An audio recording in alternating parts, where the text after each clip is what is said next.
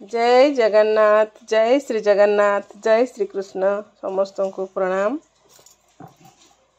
आज दिनटी संपूर्ण भगवान को समर्पण। मु तो किछि जानिनी, से भगवान ही जानचंती। जहाँ से करेबे मु ताहा ही करिबे। केवल भगवान का नाम मोर सब बड़े मो कंठ रहू, एतिकी मोर प्रार्थना। आज श्रीमद भगवत गीतार नवम अध्याय गोटे कथा मु पढ़ी जोटा कि मुझे सहित शेयर कर श्लोकटी तो मुझे कहूनी, भिडियोटी लंबा हो तथापि तार अर्थटी मुझे कहूँ। जी भक्ति सहकारे मते पत्र फूल फल दान करे, मु तार अभियुक्त पत्र फूल फल जल को सादर ग्रहण करे। भगवान एठार कहते जो मैंने अन्य ठाकुर को पूजा कर यथा भूत प्रेत अन्य मानक पूजा करती से माने पूजा पाई बहु सामग्री संग्रह करती। एथिपाई बहु अर्थ बहु परिश्रम बहु प्रकार जिनिस संग्रह कर पड़ी थाए। किंतु जो माने मोर पूजा अर्चना करती, श्री कृष्ण कहते जो माने मोर पूजा अर्चना करती से किसी आवश्यक पड़ न थाए। फूलटे देले, फलटे देले, अबा पत्रटे देले, अबा जलमुंदिए देले, मुझे आनंद रे ग्रहण करे।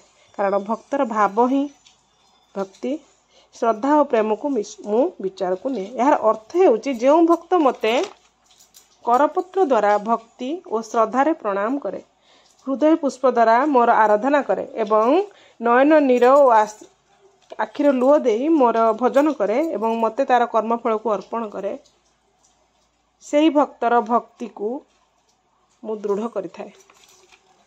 से जिनिस बाबा कहते साई बाबांकर आमर सच्चरित से कहते त्रयोदश अध्याय से कहते भगवान श्रीकृष्ण भागवत उद्धव को कहते सन्थ ही मोर जीवंत स्वरूप।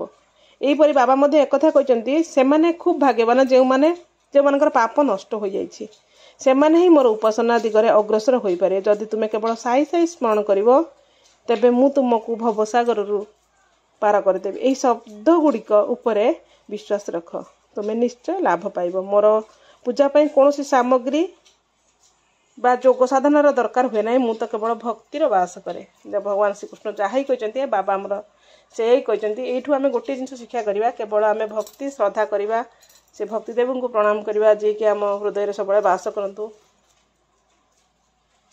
केवल आम भक्ति रे आम जहाँ अर्पण करवा भगवान ताको सादर ग्रहण करेंगे। आम मन भितर भाव रहा दरकार, भक्ति रहा दरकार।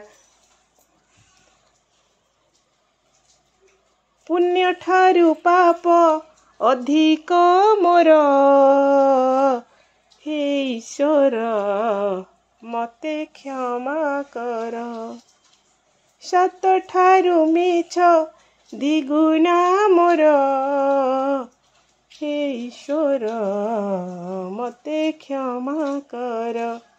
लाज लागे आजी शिक्षा मुरे बसी, लाज लागे आजी शिक्षा मुरे बसी, पढ़िबा को निज कहानी मोर, हे ईश्वर मते क्षमा कर।